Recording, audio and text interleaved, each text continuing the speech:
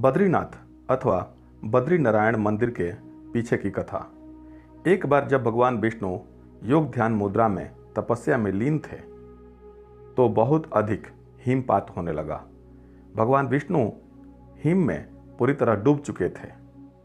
उनकी इस दशा को देखकर माता लक्ष्मी का हृदय द्रवित हो उठा और उन्होंने स्वयं भगवान विष्णु के समीप खड़े होकर एक बद्री के वृक्ष यानी बेर के वृक्ष का रूप ले लिया और समस्त हिम को अपने ऊपर सहने लगी। माता लक्ष्मी जी भगवान विष्णु को धूप, वर्षा और हिम से बचाने की कठोर तपस्या में जुट गई। कई वर्षों के बाद जब भगवान विष्णु ने अपना तप पूर्ण किया तो उन्होंने देखा कि लक्ष्मी जी हिम से ढकी पड़ी हैं। तो उन्होंने माता लक्ष्मी के तप को देखकर कहा कि हे देवी, तुमने भी मेरे ही बराबर तप किया है, सो आज से इस धाम पर मुझे तुम्हारे ही साथ पूजा जाएगा।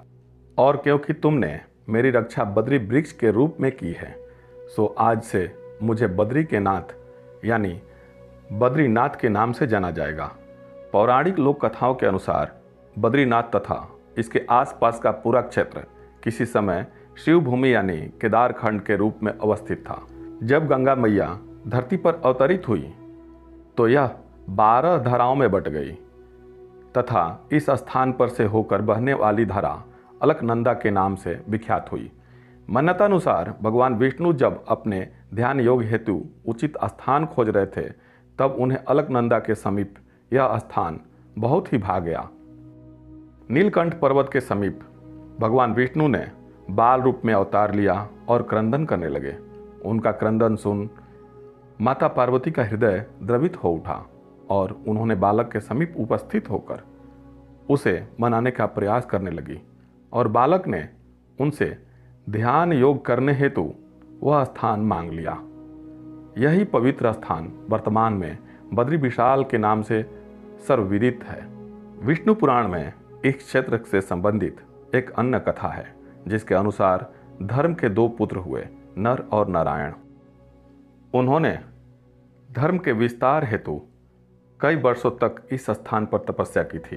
अपना आश्रम स्थापित करने के लिए एक आदर्श स्थान की तलाश में वृद्ध बद्री, योग बद्री, ध्यान बद्री और भविष्य बद्री नामक 4 स्थानों में घूमे। अंततः उन्हें अलकनंदा नदी के पीछे एक गर्म और एक ठंडा पानी का चश्मा मिला जिसके पास के क्षेत्र को उन्होंने बद्री विशाल नाम दिया। यह भी माना जाता है कि व्यास जी ने महाभारत इसी जगह पर लिखी थी और नर नारायण ने ही अगले जन्म में कृष्ण के रूप में जन्म लिया था। महाभारत कालीन एक अन्य मान्यता भी है कि इसी स्थान पर पांडवों ने अपने पितरों का पिंडदान किया था। इसी कारण से बद्रीनाथ के ब्रह्म कपाल क्षेत्र में आज भी तीर्थयात्री अपने पितरों की आत्मा की शांति के लिए पिंडदान करते हैं।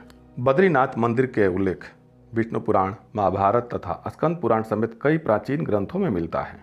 कई वैदिक ग्रंथों में लगभग 1750 से 500 ईसा पूर्व भी मंदिर के प्रधान देवता बद्रीनाथ का उल्लेख मिलता है। स्कंद पुराण में इस मंदिर का वर्णन करते हुए लिखा गया है कि बहुनी संति तीर्थानि दिव्य भूमि रसातले बद्री सदृश्य तीर्थ न भूतो न भविष्यति, अर्थात स्वर्ग, पृथ्वी तथा नर्क तीनों ही जगह अनेकों तीर्थ स्थान हैं, परंतु फिर भी बद्रीनाथ जैसा कोई तीर्थ न कभी था और न कभी होगा।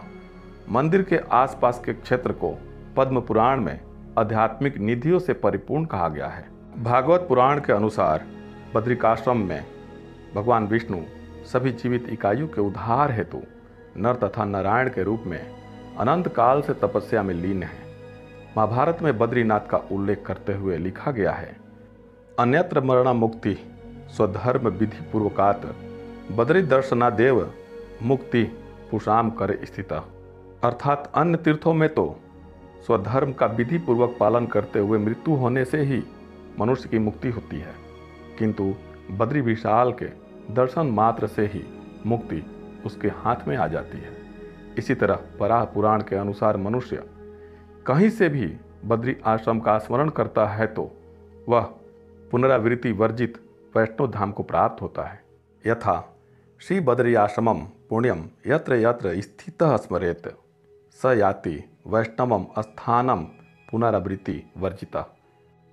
7वीं से 9वीं शताब्दी के मध्य अलवार संतों द्वारा रचित नालायिर दिव्य प्रबंध ग्रंथ में इस मंदिर की महिमा का वर्णन है। संत पेरियालवार द्वारा लिखे 7 स्तोत्र तथा तिरुमंगई अलवार द्वारा लिखे 13 स्तोत्र इसी मंदिर को समर्पित है। यह मंदिर भगवान विष्णु को समर्पित 108 दिव्य देशम में से एक है।